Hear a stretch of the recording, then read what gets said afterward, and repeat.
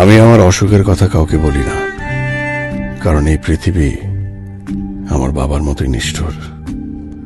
Robin sir আমার অসুখের কথা শুনলে সবার আগে আমাকে ফায়ার করবে, এরপর সহানুভূতি দেখাবে। এই যে হঠাৎ করে নিজের শরীরের উপর আমার নিয়ন্ত্রণ চলে যায়, এটাকে মেডিকেল সায়েন্সের ভাষায় অ্যাবসেন্স সিজার বলে। বাবা যেদিন সপরিবারে আত্মহত্যা করলেন, সেদিন থেকে আমার ভেতরে এই সমস্যাটা দেখা দেয়।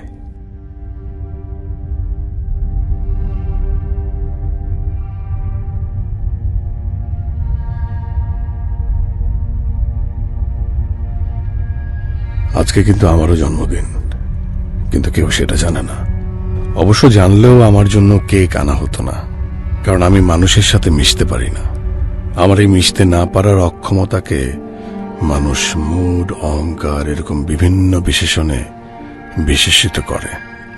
আসলে মা বাবা অহনাটুকু মারা যাবার পর একাকিত্ব আমাকে সব জায়গায় অনুসরণ করেছে। পাপ ছাড়া আমার হাতে যে আর কিছুই নাই।